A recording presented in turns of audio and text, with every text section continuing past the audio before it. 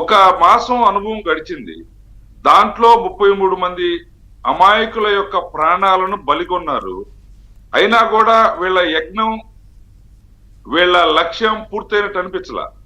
అందుకని అంటే తిరిగి జగన్మోహన్ రెడ్డి గారిని ఈ రాష్ట్ర ముఖ్యమంత్రిగా కూర్చోబెట్టాలి అనే తపన, తనకి సిఎస్ గా బాధ్యతలు ఇచ్చి తనను గౌరవించి తనకు అవకాశాలు కల్పించినందుకు రుణం తీర్చుకునే ఉద్యోగమే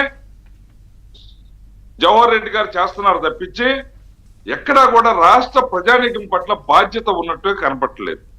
ఎందుకంటే పెన్షన్స్, ఈ పింఛన్లు ఇవ్వటం అనేది ఒక సామాజిక బాధ్యత కింద ఒక వయసు వచ్చిన తర్వాత సొంతగా పనిచేసి సంపాదన సమకూర్చుకోవటం సాధ్యం కానప్పుడు వారి గౌరవప్రదమైన జీవనం కోసం, వారికి ఆసరా కోసం ప్రభుత్వం అంటే గత వయసు కాలం అంతా కూడా వారు చేసినటువంటి సేవలకి గుర్తింపుగా, గౌరవంగా, బాధ్యతగా ఇచ్చే డబ్బు పింఛను.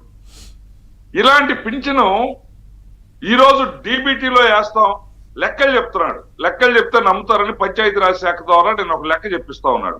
మొత్తం 65,49,742 మందికి కాను, దాంట్లో నుంచి 63,31,470 డీబీటీలో వేసాం.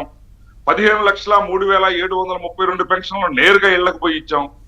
ఏమంటే ఒక్క రోజులో 15 లక్షల, అంటే నిన్న 2వ తేదీ, మొన్న 1వ తేదీ సెలవు, నిన్న 2వ తేదీ, ఒక్క రోజులో 15,03,732 పెన్షన్లు ఇళ్లకి తీసుకుపోయి ఇచ్చే శక్తి నిజంగా మీకు ఉన్నప్పుడు ఇంటూ 4 అంటే ఇది కాక ఇంటూ 3 అంటే ఇంకొక 3 వినియోగిస్తే నిన్న మధ్యాహ్నానికి అందరికి ఇళ్ళకి ఇచ్చేవాళ్ళు కదా. మీరు చెప్తున్న లెక్క ప్రకారం అంటే నమ్మిచ్చే దానికోసం కావాల్సిన ప్రయత్నం చేయండి. ఈ పింఛన్ ఇవ్వటం అనేటువంటిది ఒక సామాజిక బాధ్యత, గౌరవంతో పాటుగా ఈ రోజు ఆసరాగా వారికి మారింది. నువ్వు బ్యాంకులో వేస్తే ఎప్పుడుకి రావాలి? బ్యాంకులో వేసేటప్పుడు ఏం చెప్పారో తెలుసా అండి విజయ్ చంద్ర గారు? బ్యాంకులో వేస్తే ఎప్పుడోసారి తెచ్చుకుంటారు, కావాల్సినప్పుడు తెచ్చుకుంటారు. అసలు పింఛనే 1వ తేదీ వచ్చేసరికి వారిని చూస్తున్నటువంటి వారికి వారి మందుల కోసం, వారి ఆహారం కోసం, వారి కరెంటు బిల్లులో ఇతర అవసరాల కోసం ఎదురు చూస్తూ ఉంటాయి. పెన్షనర్స్ అందరూ పరిస్థితి మనం చూస్తూ ఉంటాం కదా. అలాంటిది ఎప్పుడో తెచ్చుకుంటారండి. అసలు ఎప్పుడో